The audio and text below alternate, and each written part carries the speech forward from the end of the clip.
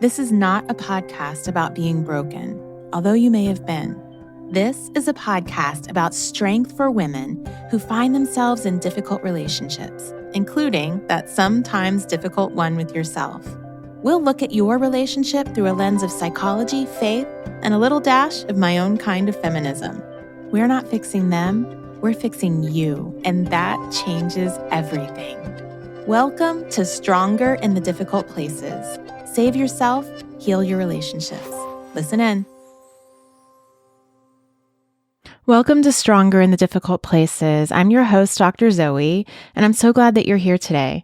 Today's topic is why women lie. That sounds so salacious, but our guest is Susan Barash, and Susan is an American fiction and nonfiction author. She writes fiction under her pen name, Susanna Marin. Susan's books focus on the gender divide, how women are positioned in American society, and their feelings about themselves and different roles. And you guys know I'm all about psychology, faith, and feminism, and how all of those kind of come together. And when I think about women and deception, this is just so fascinating to me. So I thought maybe you'd like to take a listen and see if you see yourself in any of the things that we're talking about today. I rarely have fiction writers. In fact, I can't remember if I've ever had a fiction writer on the podcast, but Susan, being a researcher, journalist, and author, I just love her take on things, and so I'm excited to bring her back. We talked before about women and infidelity, and now we're going to talk a little bit about why women lie. But first up, my win and my fail. So my win is that I started filming the documentary with Oprah Network. I got to fly back home and see my family, and I got to see my daughter and my grandkids, who I don't see enough, and my good friend Julie from back home. And it was really a whirlwind because we flew in and flew out so quickly, but it was really good. It was very sweet. And I got to go back to see my high school. Oh my goodness. How many of you guys have been back to see your high school? That was fun. And just some of my old stomping grounds. My fail is that I'm behind on my writing deadlines. Go figure. I got into a great cadence of writing, and all of this process and flying back home, it got me off track. And so I'm a little discombobulated. Just, I've got to do way more than 1,500 words now. For any of you writers out there, you get what I'm feeling, but I will get it done because that's what I do. And so, and I'm looking forward to the summer. My son's coming home in a week and a half from Rhode Island. We'll have the summer together. Another fail is that I just don't have my summer planned out. My friend Julie's coming into town. I'm excited to hang out with her, but the rest of my summer is just not as planned as I'd like for it to be. And sometimes that is life. That is life. I was talking to a client today, and when I'm working with my clients, I'm always working on helping them improve, right? Sometimes in all of our striving to improve, we also have to sit back and just accept. And I know for me right now, I'm in a I need to accept some things season. I'm definitely in a striving season as well, but I think more deeply the lesson I need to learn is acceptance. And maybe you're in that place too. Maybe there's so much going on for you, good and bad. And we can fight against it, and we can try to figure out all the ways to solve the problems. But sometimes we do need to just sit and accept and honor and acknowledge where we are in this season. And know the beauty is that things don't stay the same. They continue to grow and change, and your situation will as well. So let's listen in as we talk about why women lie. Welcome. This is the second time you've been on my podcast, and I loved our conversation. It was a very, very popular conversation, just so you know. I think one of the most popular, at least on Instagram, I didn't look at my other stats, but it's clearly just the conversations about women and what women truly, really think and feel and deal with. I love your mind. So I'm really excited to have this conversation because I want to talk about mothers and daughters and secrets and why and what you found in your research that has led you to these books. But can you first share with my audience the story that you shared with me about why you have a pen name? Because I got this book in the mail from, I don't know, maybe your publicist or maybe the publisher, I'm not sure. And I didn't know who sent me this book. And I often get books in the mail to read. And usually I know who, sometimes I don't. And so I kind of set it aside and I was going to look it up later. It took me a while before I realized it was your book because it doesn't have your name. So can you share? Because I think it really has a lot to do with what we're going to talk about today. Yeah.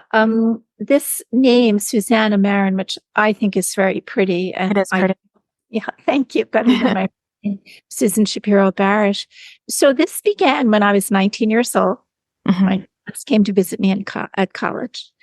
And I was in my second year and I was alone with my mother for a moment. So I figured I'd corner her. And I said, Mom, listen, I have to change my name now.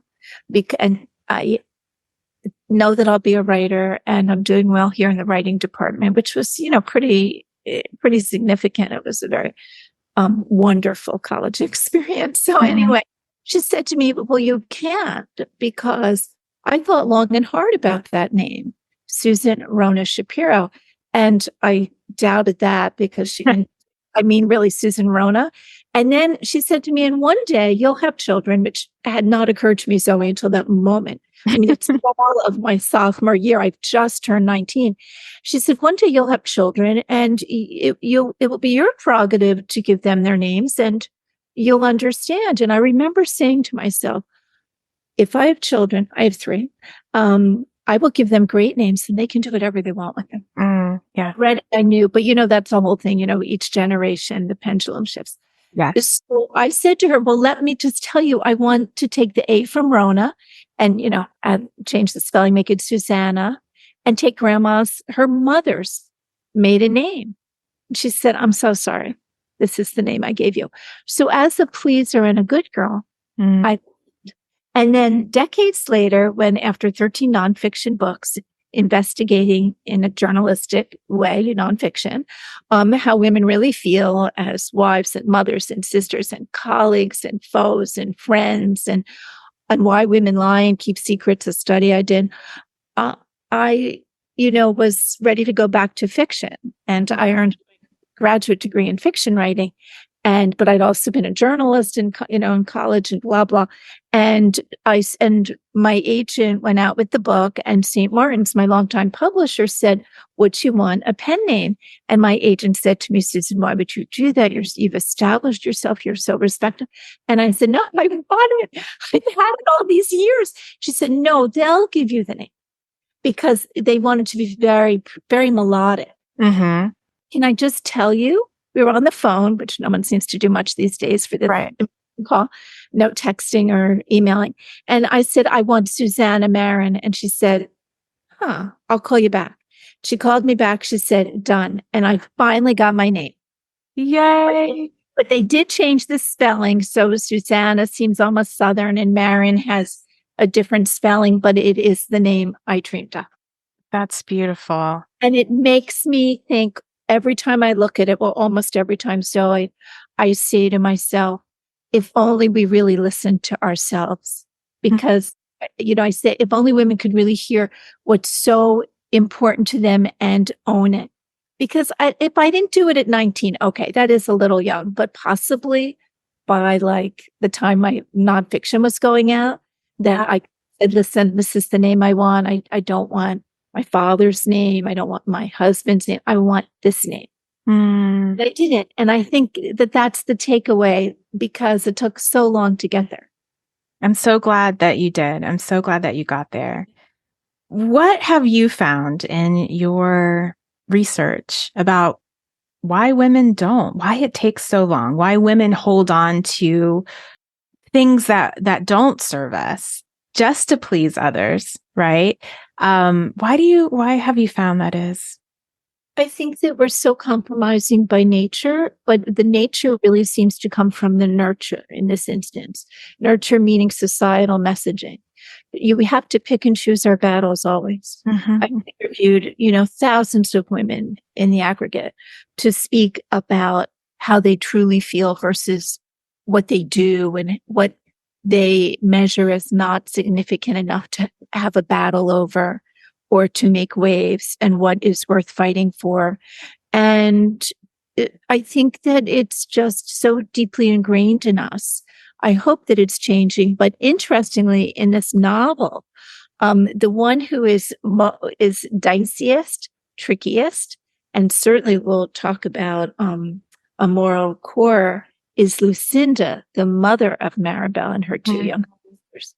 So Lucinda has the kind of ambition and knows what it takes to get where she needs to be, but is willing, Mm.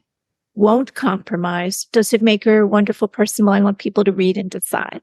But it makes her someone we have to admire because of her fortitude in a very patriarchal culture. Right. It's interesting, and I'm interested in your take on this. I am reading the Bible all the way through this year, and I'm doing it with a partner, and we were talking, and I'm specifically reading the Bible with an eye on women in the Bible and understanding the culture and the influence of faith and patriarchy and that type of thing. And what I'm starting to notice is it struck me that obviously we understand that women had less than zero power in that culture and time, and what they had to do to try to wield any power. And there was so much deceit, so much kind of trickery and moving. And I mean, women were essentially, sold to a father or a cousin or a husband, like, hey, you want her? We'll give you her to pay for whatever. And it just made me start to think about the whole concept of femininity and womanhood, and how it also is tied to a certain extent to those ways of women that can sometimes seem deceitful or what is it, that word, the wiles of women, something like that. And it's tied to femininity, I have seen in culture. But what I'm seeing is it's actually just tied to survival. I can't believe you said that. I was about to say to you, this is about survival. And that's one of the themes of my novel, is even in this gorgeous, wealthy community, women need to survive because it is a male supreme. It is about male supremacy. It is a male supreme culture. It was, I don't know if you're reading the Old or the New Testament, but it doesn't matter. Old. Okay, so I did both many decades ago at college. And, these books were written by men, and of course they're historical, but they're also a telling of a story and interpretive for sure. But what is clear is how women were subjugated, and it continues. So any woman who survives, prevails, wins, we root for. And we have to look at it a little differently, because it's not easy. It was certainly not easy then, but it still isn't easy in a way. And I just feel that women do what they must to get what they need. And survival is definitely part of it. And also having voice, where do our voices come from? And so in this book, the sisters each have very different careers and a very different approach to their careers. So, it is Caroline who strives for a very plumb position in the family business. And yet she still has to fight for it. And I did that very purposely because, first of all, it reflects what real women have said in real time for my projects. And also because it's just the truth. We're always doubling our skills, our determination, our savvy, because it isn't easy. Right, right, exactly. It isn't easy. And so there are things that women have had to do since the very beginning of time to survive. And those messages and ways of behaving, which is culture, has gotten passed down from woman to woman. But it's not, in my opinion, tied to being a woman or femininity. It's tied to survival. Yeah. Tied to survival and tied to a culture that's really unrelenting. Because it isn't that and this really does reflect the many women with whom I've spoken. I know that we all realize the situation, and yet we can't fight it. And that goes back to what I said about compromising. You can't fight it because the chances are in fighting it, you'll lose whatever you have gained. For instance, equal pay for equal work. Still not a concept despite the ERA, despite everything. Right. And until there is equal pay for equal work, women will make compromises in the workplace for sure. For instance, I've interviewed women and they've said, well, my male counterpart is paid, X amount more, but I have 2 children at home. My husband was just laid off. I can't afford to fight for what's right. I can only be grateful for what I have. And that goes way beyond the workplace. It functions as not only survival, but a way of managing, taking what we can get. And it all goes back to, and this is in my study, Tripping the Prom Queen, The Truth About Women in Rivalry, because we're all given this life, this experience where there's not enough pie, where it's a limited goods experience. So if you get something, Zoe, one of your friends might think, well, she has it, I can't have it. Right. And until we stop thinking that way, we'll never get ahead.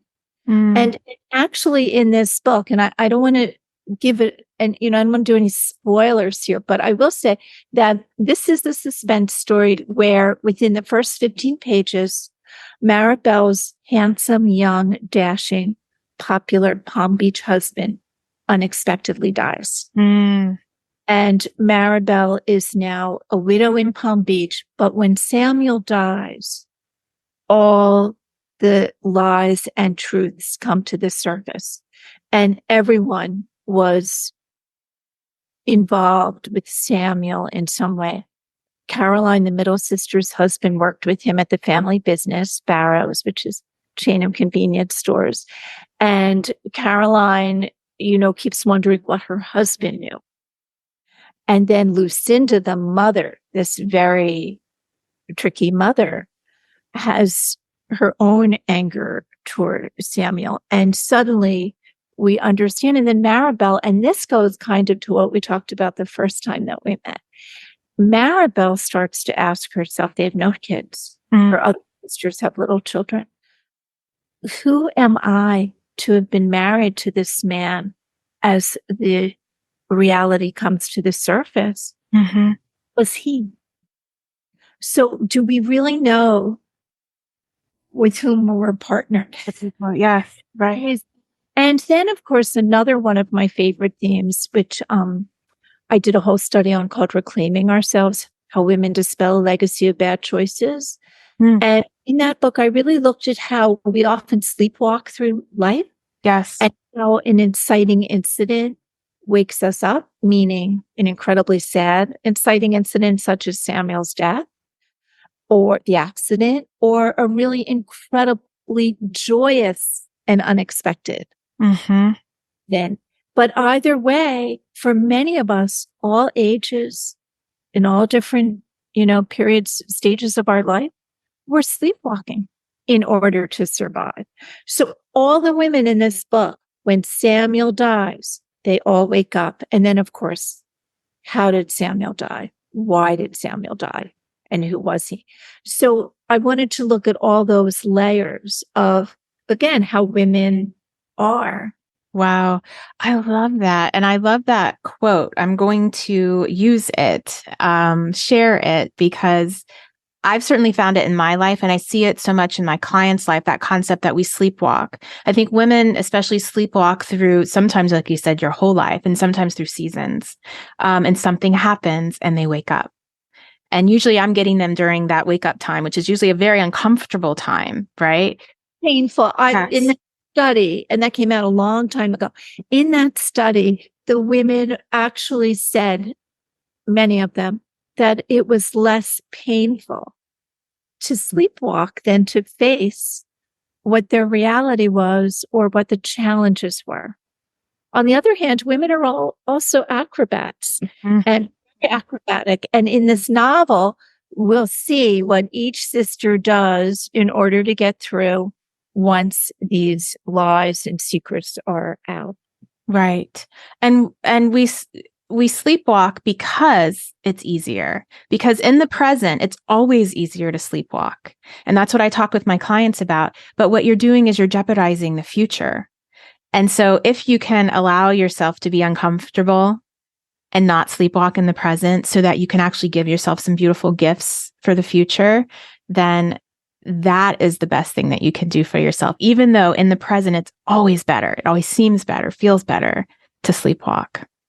And yes, and I also think that the amount of faith we have in ourselves plays into this. If you really can believe in yourself, despite maybe I'll, give examples. I've spoken with women who were abused, emotionally, physically, financially.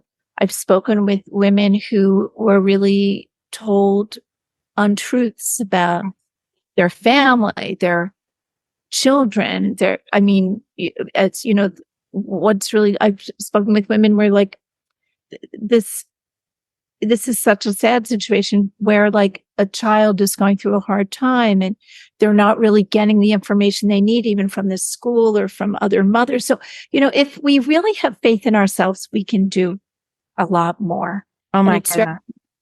And when I created Maribel, I've been asked on my book tour. I've been on a pretty big book tour since this came out recently. Who do I identify with most out of the three sisters? Because they're very distinctive. And I think having written a book called Sisters Devoted or Divided and kept that study going, that I wanted to show how, first of all, what loyalty is, because these sisters are all put to the test. I mean, things get crazy in this novel. And so each sister is put to the test. So what is loyalty to your sister? What is loyalty to yourself? And we all go along and hope for the best. But when something like this happens, your very specific personality has so much to do with how you treat the problem and get through it. Yeah, it absolutely does. I want to talk a little bit. Well, I want to talk about your research, but I want to talk a little bit about sisters, because you talked earlier about women and rivalry. And I would imagine all of those truths about women and rivalry and why we have that thing between us women also then gets put upon the whole sister relationship as well. Oh, yes. It's very complicated for sisters. And I purposely titled that book Sisters Devoted or Divided, because if they're devoted and it's going well, these women, reported to me that they really didn't need as many women friends, women who either don't have sisters. And I'm sure you've heard this phrase, we all have a million times, but possibly in your work too. Oh, she's like a sister to me. Yes, yes. So a sister figure, they don't need that. And they don't need such close female friendships. But for the sisters who are not getting along, where they really are divided, and there's a lot of family conflict, the search for female friends who really fill that need is very strong. The search is really important because they've had it at some point with their sister. Now it's it's a deficit. They really are missing it. And I wanted just to talk about the characters for a moment. So Maribel, they're all very attractive. Their mother, they come from the Panhandle.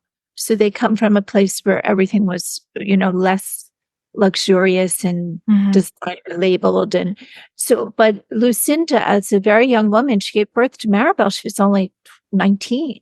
So she's still like very pretty. Their father dropped dead playing bridge in a big Palm Beach at a club.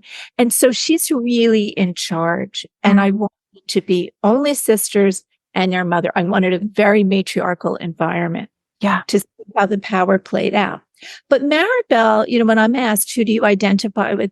Well, I identify with Maribel very strongly because it's one of really the most complicated scenarios for a woman, which is you're young and she has this great job. She's the editorial director of a fictive magazine in Palm Beach called the Palm Beach Confidential. And she's there at the magazine and she loves her job and she loves her work, and it's a charity-minded family. And she goes to every event and she dresses beautifully. But she is convinced, again, I don't want to give it away, but we've talked about affairs before. Sure. She's convinced that her husband is having an affair from the very beginning. And so she feels very on edge, but she wants everything to be okay. And that so reflects how women feel. Right. We have, and this goes to my study about why women lie. It's called Little White Lies, Deep Dark Secrets, the truth about why women lie. So based on my research, the behavior is the lie, but the cause is the secret. The secret keeps the lie going. So she can't even admit to her sisters that Samuel might be unfaithful. And her wishful thinking, which is a chapter in that nonfiction study, is that everything will be fine if she could just talk to Samuel. So she's a very hopeful and very good girl-esque character. Yeah. Caroline has 2 little girls. She's all about business, and she would love to fit into Palm Beach society. But based on my research, not many women on this island, the island of Palm Beach, because it's a little barrier island, only 18 miles long and a few miles wide. Not many of them are really working. And, there's just a lot of privilege. Yeah. And she works hard. She's the only one of the 3 sisters who works at the family business. And she has all these career ambitions, but she's obligated to be the good and perfect Palm Beach wife and mother, which really was a full-time job. Yeah. When you're and she wants to be in her sanctum and in the right circles, but she can't really fit because she aspires to something just for herself, which is and then Raleigh is the youngest sister, and her feet have rarely touched the ground. She has a little boy and she's an artist, and her husband's an artist. And so they don't fit the, money machine, Right. Really fancy life of Palm Beach. And her mother would really like her to. Lucinda, it says, we got here by hook or crook. And how did they get there? Another part of the suspense. And so she's really pressured to, Raleigh, come on, can't you keep at it, if you're an artist, then at least build the business, Right. do the portraits of all the other mothers and children. And so she really has a very different experience. So once Samuel dies and the mother, Lucinda, discovers what Samuel's done, each sister is fending for herself. But before that, they were a group. Okay. They were like part of a team. Right. And can't be anymore. Too much really bad stuff has gone down, we learn. Right. So then they get into the sibling rivalry aspect. Right. And as I said earlier, Raleigh was always like the favorite one because she's 9 years younger and then 8 years younger. And so she's always been really, they let her do whatever she wants. The other 2, very judgmental of each other. And then who does Lucinda, the mother, favor most? And we'll see that she plays one daughter against the other, which I really wanted to have as part of this story. Where does that put any of us? Who wins? No one wins. Right. But I don't want to give it away. Good. I'm glad. So I love how you use your research to fuel of course, your nonfiction writing, but your fiction writing, where you're just playing out these same themes that happen for real women on a daily basis. And we learn so much as humans through story, right? Story is the thing that captivates all of us, where we can sit and pay attention, and we really can learn through other people's stories. Can you tell me how you do the research? How do you find the women in your research? I began my book so long ago, A Passion for More, the first study, because we talked about how I kept it going for 30 years. So I was really in a different world when I did the research that in the early 90s. And I actually put ads in newspapers across the country. Love it. Okay. I also asked cousins and friends who lived in different states to put ads up in like women's health clubs and I love it. across the country. And I put a hotline into my home office. Wow. And that's how I started. Now I advertise, I look online, and of course, networking, Zoe. Mm-hmm. For Passion for More, through networking, I actually even got to speak with military wives. Oh, I love it. Yeah, that's a hard place to infiltrate. And so whenever I interview a woman, I always ask her if she knows anyone who might want to speak with me. That works as well. Yeah. Wonderful. Well, if I could ever be a part of your research, I would love that. I would love to quote you. I'm actually working on a new nonfiction book, and I would love to quote you as an expert. So we'll talk about that later. That would be great. Absolutely. Absolutely. The work you do is so very important because you research things that women don't talk about, that we experience on a daily basis, and we don't talk about it regularly, or we do in small pods in secret, but we don't, it's really, you almost research shame, which is what I love. I love researching shame, but you research the thing that women are shameful about. And I just love that. So before we close today, can you talk a little bit about why do women lie? Women lie because there is simply no other way to not be judged. And so there are big lies and small lies, but the behavior is exactly the same. For instance, let me give you a small lie. Two friends are shopping and they're in the dressing room and everything's on sale. And one friend says, "Do you think I look fat in this dress?" "Oh, no." And you're really thinking, well, she probably shouldn't get that dress. No. Or "Do you think my baby fat has come off?" Or, okay, little lies. Mothers racing now that we have cell phones to get their child at soccer practice, something. "Mom, where are you?" "I'm in traffic." "No, in truth, you left late." Right. Okay. Little lies, but why? Because you don't want to hurt the first one about the dress. You don't want to hurt your friend's feelings, and you don't want to be the bad guy who said, "You're right. You can't wear that kind of dress until you're back to your whatever weight." Okay, we're not going to do that. Why would we jeopardize? Who knows how much that could offend the friend? Your child. Why would you disappoint your child? So you lie. The big lies, patriarchal judgments. So, for instance, I interviewed women about their work. I lie to my boss all the time. Why should I tell him I can only get a mammogram appointment before 5 in the afternoon? Why should I tell him my daughter has a ballet recital? I have to get to the grade school. Right.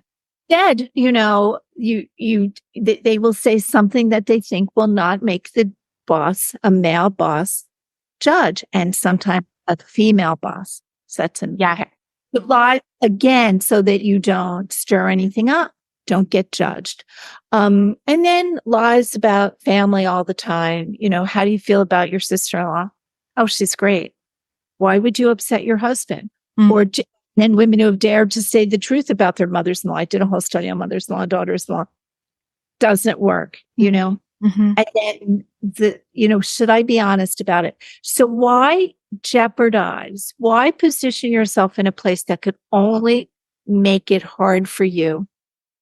And I have a whole section on survival lies. Well, it kind of goes back to being the good girl and the people pleaser, right? You don't want to step out of that role and be seen as somebody who's not nice and, isn't going with the flow. But it goes beyond that too, Zoe, because there's some famous people who have like when Brooke Shields years ago said she had postpartum depression, and everyone said, "Oh my goodness." First of all, you're not supposed to talk about it, right? So that goes to the perfect kind of woman that and then also, this is what I meant by beyond that everyone says, "Oh, a woman who's failing because she has postpartum." So the way that we're viewed, how could we help?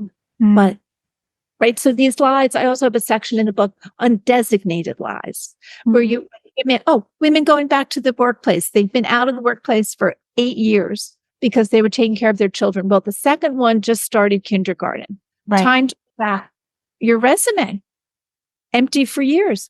So I interviewed, that's called the designated lie. Where said they talked to a friend. The friend said, "Sure, pretend you worked in my flower shop," whatever it takes. How could we not lie about these things and keep our feelings or what happened a secret if it will only harm us?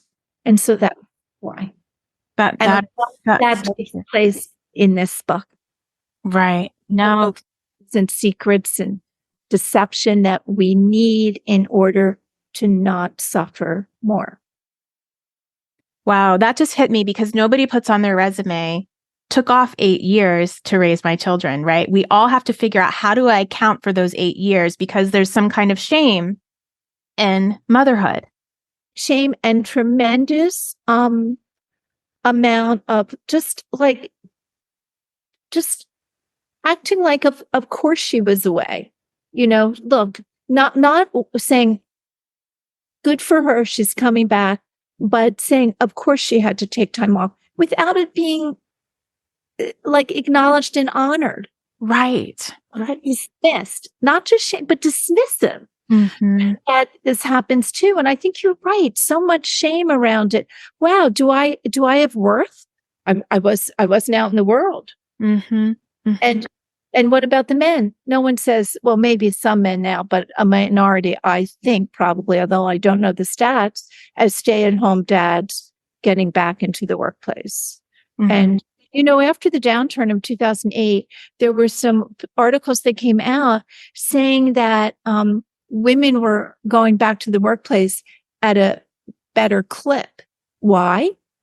Because they were willing to take part-time work, because they were willing to take pay cuts. Then, when you're given everything, you don't have that flexibility. You're not willing to contort yourself to get something. Absolutely. Right.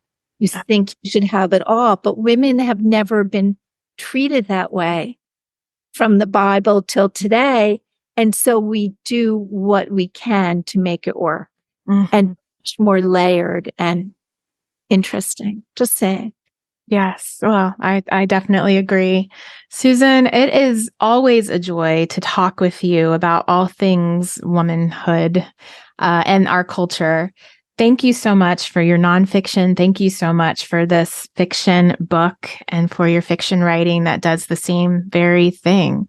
It puts a highlight and just a light on women and what we do and are and why and all the secret reasons why we do the things we do. Thank you for having me. Always a treat to be here. I'm sure I'll have to have you on again. We'll talk about your next book or another subject. Thank you so much. Have a great day. Thank you, Zoe. Oh, wait, I just forgot. I want to go over, how can people find you? Oh, okay. So you can go to my website, either Susanna Marin or Susan Shapiro Barash. It's the same website because I'm the same person.